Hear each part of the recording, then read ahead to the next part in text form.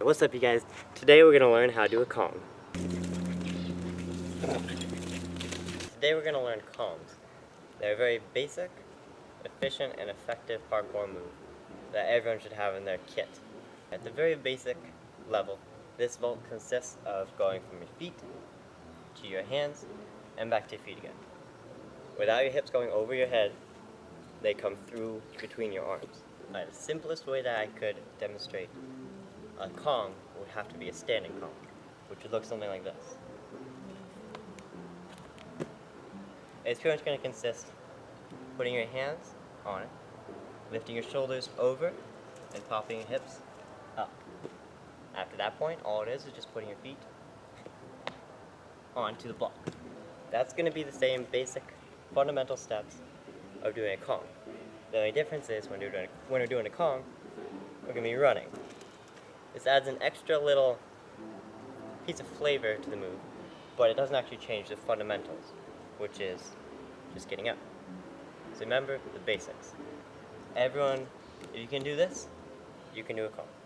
So, notice that my legs are already getting ready to almost come through between my hands. I could, at this distance, place them in front. Like so. If we have this first part down, next thing we're going to want to work on is how we're going to take off. How we're going to get our hips up, like how they need to be. When you're first starting, it is okay to take off with both your feet straight together, known as a punch. Your feet come together at the same time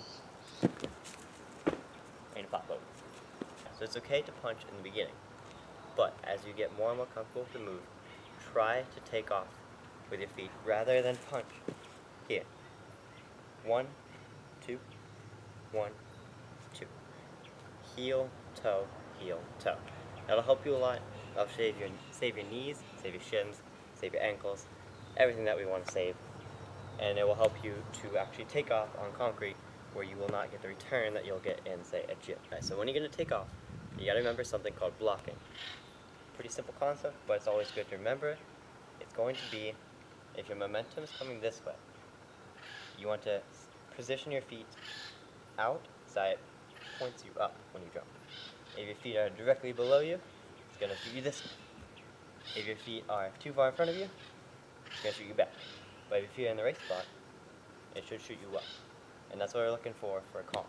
The next part we want to focus on is what we're going to do with our hands, and more specifically our upper body. When you're coming in for the Kong, try to think of it like you're throwing your hands down, and then you're pushing all the way through your fingertips to throw yourself over the obstacle. If you push just a little bit, you might not clear, especially if it's a longer obstacle that you're trying to clear. So remember, push down and out, away from you, all the way from your shoulder, your elbow, to your fingers, to your fingertips. Every last little bit helps. Especially if you're going to try to see how far you can go, the more you push off, the farther you go. The more speed you put into it, the farther you'll go. Remember those crucial parts. So after we have flung our hands back, the next step is going to be how we land it. So landing is going to be mostly like how you land out of a normal precision, which is just a jump from point A to point B. Think of it as your arms. Let's say I just went into one, and I would be here. My arms are on the block. My legs are just going to shoot through, and then they shoot down. Think of it like there's a line in the ground. Always going to be aiming for something. That way we can test our accuracy. Think about just shooting your legs down like a dart. Right into the ground. That's going to be the best way to have an accurate Kong. And if you ever want to go into Kong precisions, that's going to help you worlds of difference. It's going to be great. So when you do come up in the middle of the Kong, there's going to be a certain sweet spot that you're going to want to bring your legs down in. If you wait too long, you're most likely going to kind of fall like a ball the whole time and then down.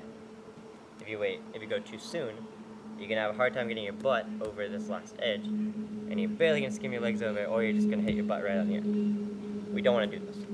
The time that you want to bring your legs down is when you are sufficiently propped up, but not before your hands are left. Because the way that we bring our legs down is through that throw with our hands. When you throw, you scoot forward, and that helps you to get the motion set in place for you to be able to land. If you don't throw at all, then it's pretty much a handstand pop to a dive roll, which we don't want to do. That's going to hurt, and if we're not expecting it, it's going to be much worse. So think of it, after you fling your arms all the way through your fingertips, you're going to pull your hips through and then chamber your legs and shoot them out. All these steps will make it where your Kong is very accurate, very controlled, very safe. And these are steps we should all be interested in. Remember, just drill the move. If it's coming easy for you, then try to go farther. Try to do something harder, and just take your time with it. Don't push yourself too fast. No point in hurting yourself, and then you have to relearn everything again. Take your time with it, and you'll do great things. See you next time.